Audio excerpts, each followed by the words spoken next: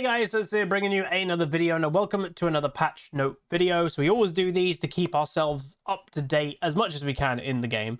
If you appreciate that I'm going to be recording this, uploading it the same day, I'll be doing it after this. Can you please throw a like on the video? It does help out massively, and please let me know in the comments, do you like the patch? Do you agree with it, disagree with it? Do you think anything's missing? Do let me know. So this is patch 12.20. We don't have, by the way, too many more patches to go. If I had to guess, maybe like 3, maybe 4 left, but maybe even less than that. I think we have, yeah, maybe less, until preseason at least.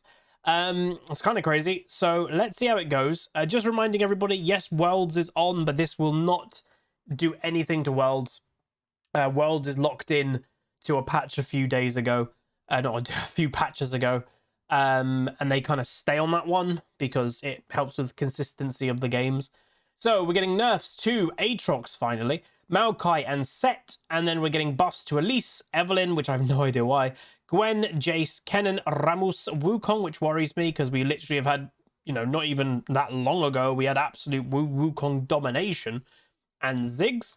We're having an adjustment to Blitzcrank. We're getting system changes to Demonic, Frozen Heart, Mortal Reminder, Sterix Air, Gauge, and Lethal Tempo, and then the new skin. So I have had, I will be honest, so many people message me about this Bat Nivea skin. Oh my god, have you seen that skin? Do you like it? So yeah, I do like it. She's literally a bat. So I will be using that skin, there's no doubt. The good thing with playing, you know, I play less Nivea nowadays than I used to at the beginning of the season kind of thing. But like, it is nice to have variants if you're playing a champion. And to have such a different skin, yeah, like that's pretty sick. So if you've not seen the skin at all, yeah, she's literally not a bird. She is a bat that has, like, is a witch bat. So it's a bit weird, but it looks awesome. So you got Bat Nivea, or Bewitching Bat Nivea, Bewitching Senna, Bewitching LeBlanc, Bewitching Nico, and Bewitching Cassiopeia. I so wish that they did a prestige version of Bat Nivea because it is such a different, unique skin. Absolutely changing the model itself of a champion, which is quite rare. So that would have been nice. But October 20th was when those will release. Okay, so all they're really doing to Aatrox is they're reducing his heal passive. So his passive is 100% heal 100% of post-mitigation damage to 80%. Now, I'm not an expert in Aatrox, haven't played top lane much this season, so what I will just say is Shmion, who some of you know, is a master tier top laner main in our community, and he plays Aatrox. Pretty much if you're playing top lane nowadays, you have to at a high rating. And he basically has said, yeah, this is going to do absolutely nothing to Aatrox. And I will say, I do agree to that. We've all seen Aatroxes literally just go in the middle of combat, click Gore Drinker or whatever, they'll do 1Q, and the healing is astronomically high. Because again, Riot is obsessed with healing, and they also hate anti-healing. So the fact that anti-healing sucks, it's still going to heal absurd amounts. So Aatrox is still going to be strong. His damage is good. It's still going to be strong. This is basically not a nerf at all. Akshan, champion you don't see too much of. And I think that is... Whoa, I just noticed what they're doing there. I think it's because, again, he is quite peculiar. It's what I've spoken about in the past, that Riot designs champions, and they've openly said when I've been in meetings with them, they're trying to make an archetype in each role. If you're an assassin player, well, you can be an assassin player and play support because there's Pyke. You're an AD carry player, well, you actually can play mid lane, there's Akshan. When you're playing an AD carry in mid lane, a lot of the time you are going to die a lot because a lot of mages and assassins are designed to kill AD carries. That's the nature of the role. So what are they doing? So pretty cool. Heroic swing. We're going to see some crazy stuff with this, by the way. Swing duration has gone from maximum 3 seconds to now infinite. The problem that I also foresee with this, we are literally going to have, okay, toxic players who try to be AFK to make you lose a game, but they also are too addicted to League to actually want to get banned, so they stay clicking and stay moving. What happens if someone's playing Akshan and permanently swings around a tower in your own base? He'll detect, the game will detect him as moving, but they're basically AFK. So like that could be abused. Maybe they could have just made it like 20 seconds or something. I don't know. But yeah, there's that. So that we might see some funny plays of that, though. That would be a laugh. Blitzcrank.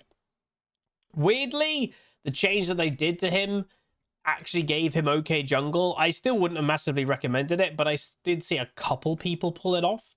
Base AD decreased, the base attack damage decreased, the passive shield adjusted, W damage to monsters though has been increased, and E damage to champions has been decreased. So last patch change succeeded in getting players to give Blitzcrank jungle a try. Unfortunately, it's still not as strong as we'd like it to be. Why does it have to be a thing, Riot? Stop. I don't like that, like, champions that are designed to be a support, they're now trying to make a jungle. And it's always going to the jungle. Why? Because no one wants to play jungle in its iteration of it matters the most. All the objectives are on the jungler, the XP differences, oh, gank my lane, please. All three lanes want that. Making Blitzcrank a jungle doesn't fix the jungle problems. Hell, even the new changes in preseason doesn't actually fix any of the problems. But Riot won't tackle those. It's really weird. So base AD is going down. Base attack speed is also going down. Shield amount for his passive is going down initially, but then going up in late game.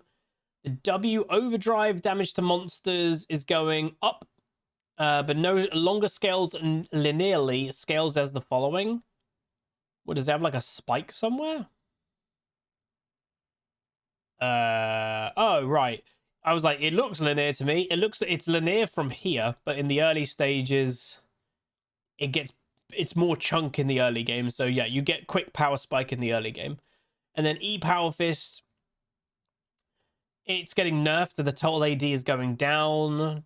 Non-change to non-champions. And Blitzcrank now has a chance to uppercut monsters to the moon when overkilling them. Oh, that's kind of cool. There's occasionally like a bug in League of Legends when something knocks something up at the end, they just go massively high. They're actually making that a feature, so that's actually weird.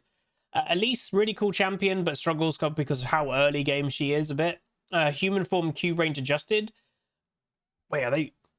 Wait, what? Cast range is going down, but then cast detection. Elise, edge of Elise of... Oh, okay. So it might look like, oh, this is a 50 range nerf. What? Not really. So what used to be her cast was the edge of her hitbox to the center of her target. Now, if it's the center of a Cho'Gath, that's massive. So she'll have to be right next to a Cho'Gath to actually cast her human Q on him. Well, now it's going to go on the edge of their hitbox. So that is actually quite a big buff. It's a bigger buff the bigger the target is. If it's a small champion, then yeah, you still need to be pretty close. Evelyn, Q bonus damage to marked targets increased. Oh my god. W charm duration increased. I'm going to be just completely honest with everybody. She doesn't need buffs. Evelyn is a relatively unhealthy champion. She has stealth or whatever. She gets 25 Mage stacks basically every game for fun if you're in high rating. I was against an Evelyn not too long ago, and she just got fed for basically doing nothing, and it was the most anti-fun game there is, because it's a stupidly fed Evelyn. You can't see where she is, and boom, you're dead. She killed everybody. Even before she was fed, she was killing people without using even the charm mechanic. Doesn't need it. And she was just doing QE, ult, boom, you're dead. And you're like, cool. And there's not much counterplay, you know? So I really disagree that she's getting buffs. So she's getting... bonus magic damage has gone up by a bit with her Q. And obviously it's a low amount of damage, but that's the spammable ability. And then the charm duration is also going up by 0.25 seconds. She might become a ban because, like, she is really not fun to play against. And I think even Evelyn players know Evelyn is not fun to play against because you never feel you've been outskilled by an Evelyn. You've just been out-stealthed. It's a bit weird. Gwen. Again, modern day champion that is quite hard to balance because she's either really strong or kind of weak because they have to nerf her stats. So Gwen, Q base damage increased. So Q damage per snip is going up, starting at rank 2 and then going up a bit more at rank 5, quite a bit. And obviously it does look like low damage, but remember that's each snip of the scissors, so it does add up very fast. And obviously the final snip, the final one, does more damage. And that has been actually buffed a little bit more. So, look out for Gwen. It's a, it's a low cooldown spell as well. The Q, it's a trading thing, and it could. That's the thing with strong kits like Gwen, it can go out of control very fast. So we'll see about that. Jayce, my boy, haven't really been able to play this game. Yeah, I don't know. Like, he just feels lackluster. Unless you have to try and lane bully to get ahead, and then you can do okay. And he struggles. I will say he also struggles with lane bullying nowadays because there's so many answers to a Jayce. One, you can just go a more burst item. You could go Eclipse, like on Aatrox, or you can go Divine Sunderer and just one-shot him if you're like a Camille or something. So he struggles in that avenue. Or then you can go the healing route and go Gore Drinker, and then completely Gore Drinker Bloodthirster or something, and you can completely out-heal anything he'll ever do to you. So he just doesn't feel awesome. And like his late game, it's not that good. And like what they're saying here, it's a bit scary to swap between your hammer, etc. That's the thing. If a Jayce has that freedom to be full build and jump on a squishy target, he will annihilate them. But then you are so vulnerable when you've done that you usually don't want to do that. So the W mana restoration is being buffed considerably, actually. That's actually pretty nice. I like that. And then the transform to the hammer. Ooh, that's a big buff. So that when you go in hammer form, he's getting an additional 7.5 bonus AD. Wow, that's actually quite big. You know, that's not bad. I might have to give Jayce a go in this patch. Cool. I do like that. I miss playing Jayce. You know, he was one of my big champions in Season 9. I love the playstyle of him, but I just haven't thought it's been worth giving him a massive go. I've played him here or there, and that's the thing. Playing him here or there has made me kind of go, it's not great. So we'll see. Who knows? Kennen, E bonus attack speed adjusted.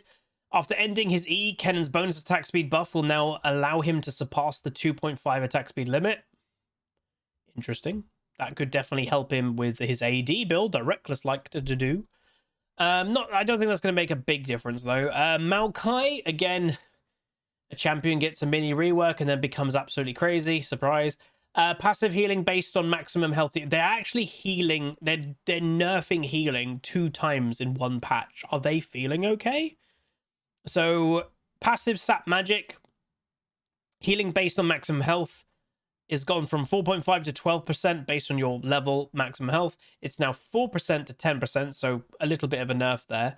And then, yeah, no maximum health ratio will be 4, 5, 6, 7, 8, 9, 10 at levels 1, 6, 9, 11, 13, 15, 17. So it's always worth knowing, especially if you're a Maokai player, that those levels is when you get nice jumps of your passive. So from level 1 to 5, it is exactly the same. That is a decent amount of time. So Maokai in this passive heal, he'll be more annoying to kill, heals more with his passive in mid-game. So when you're level 9, 11, 13, 15, they're all really close together. So you'll be getting decent jumps there. And then the Nature's Grasp, his ultimate, the cooldown is going up.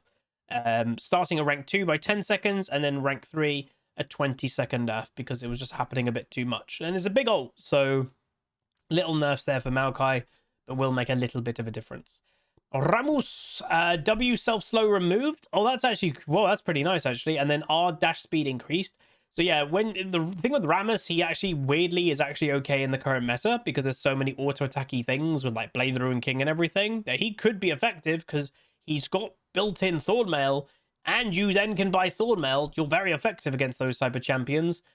But then the W was so annoying because everything in League nowadays is so fast that, you know, you'll be slowing yourself and people will just be like, bye, see you later, have a nice time. Well, now he's actually not slowing himself. So that's actually a really big buff. That's actually pretty big. And then his ultimate, his dash speed for his ult is now 110% of movement speed, not 105. So little buff there. But yeah, the bigger thing is the W. That's actually pretty nice. Set. Weirdly, and this is the thing, I've only really recently kind of gone, yeah, set seems okay, because like for a long time I was like, set sucks, but then I have then been just randomly one shot by a set W, and I'm like, what just happened? Again, one shot, remember those words the like Riot definitely didn't get rid of. I love that basically one shots are completely back for champions that shouldn't really one shot. But anyway, so magic resistance is going down by 4, so a little bit. And then his passive health regeneration per 5% of missing health is going down. And then his right punch AD ratio, because remember he has the 1-2, is actually going up. Damage is going up it goes. Don't think he needed that. You could have done this, you could have done this, and you didn't need to do that, but that's what they're doing.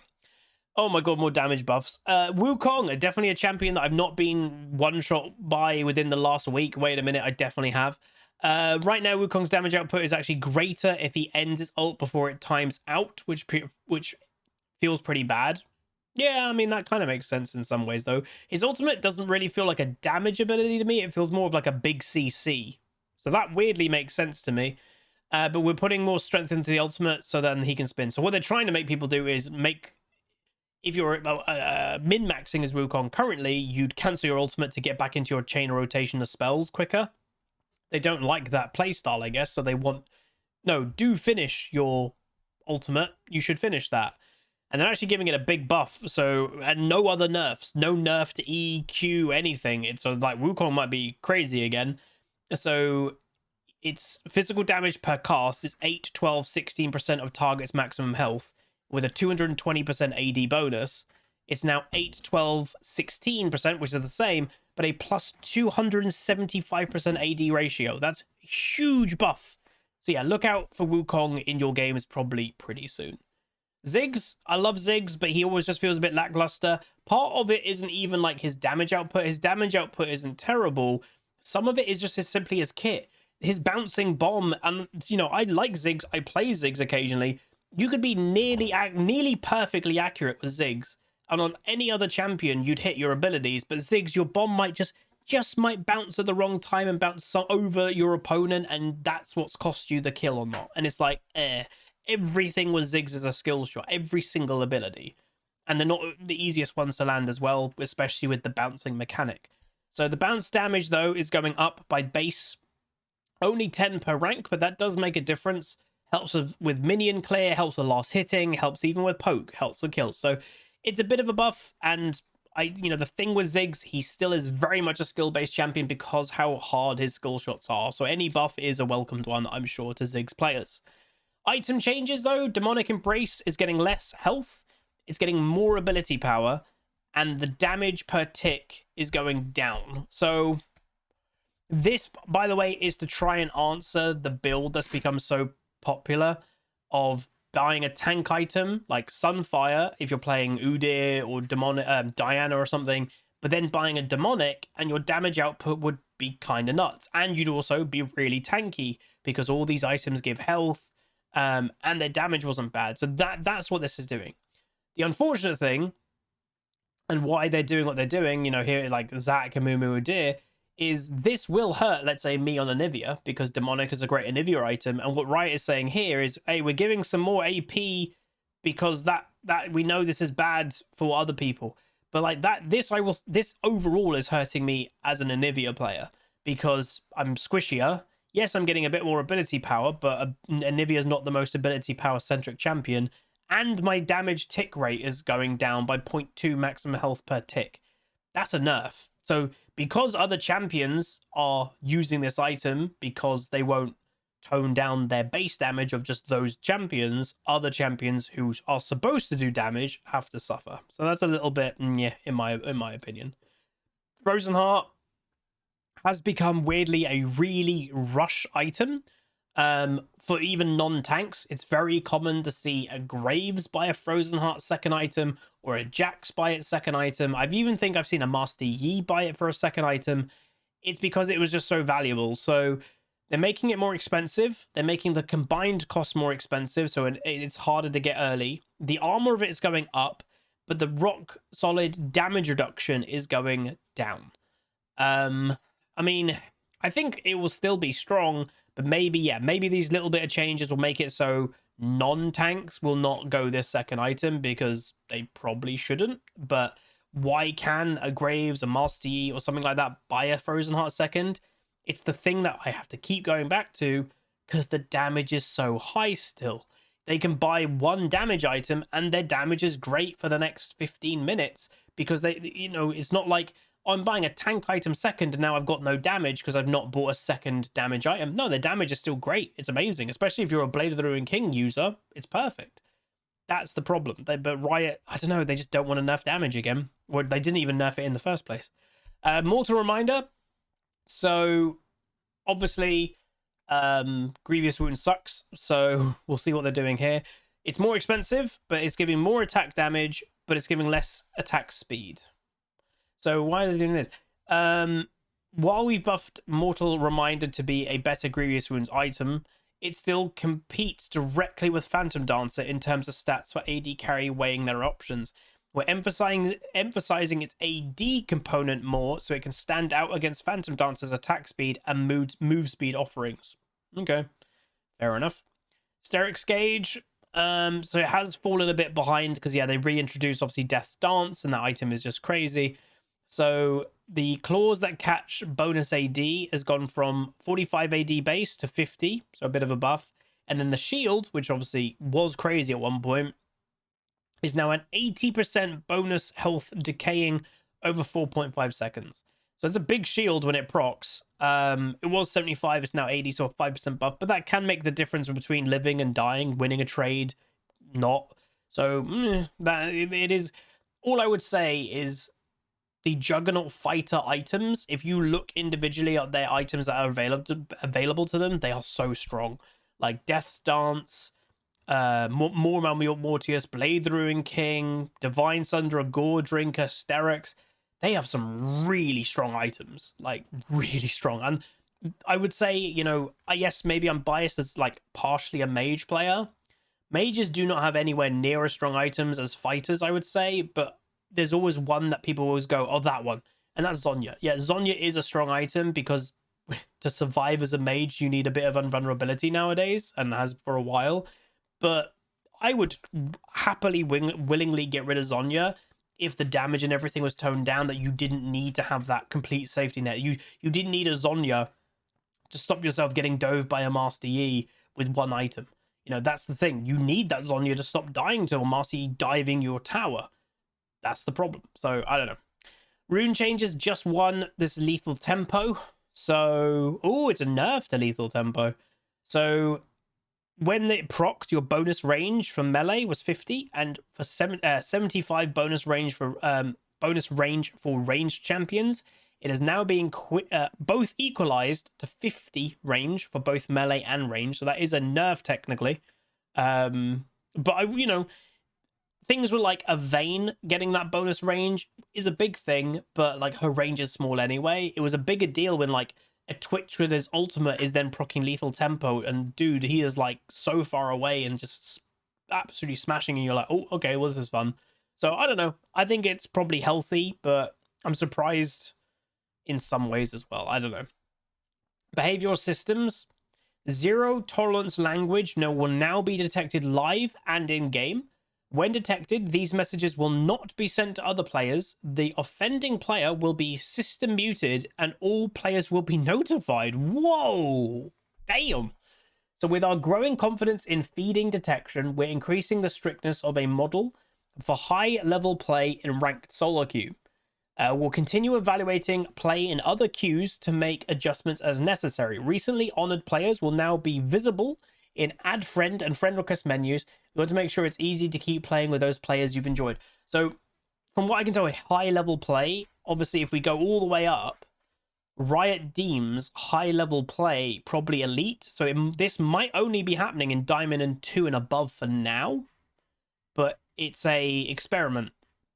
So that'll be interesting. So the thing with this, oh god, how are they detecting it? Are they detecting it as you type it? Or are they detecting it when you play enter? Is there now going to have to be like a small delay of like when something you press enter and it doesn't get sent to chat straight away because it has to scan it quick? I don't know.